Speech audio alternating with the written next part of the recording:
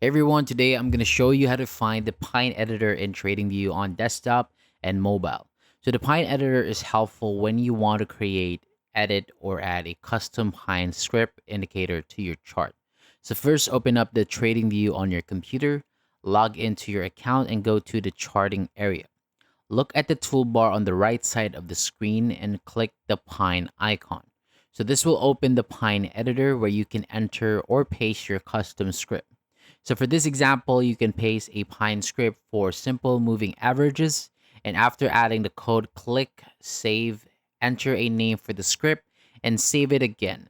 Then select Add to Chart, and then the custom indicator should now appear directly on your TradingView chart. So on the TradingView mobile app, you can view indicators, but you need the desktop version to create or edit Pine scripts. And that is how you can locate the Pine editor and add a custom indicator in TradingView.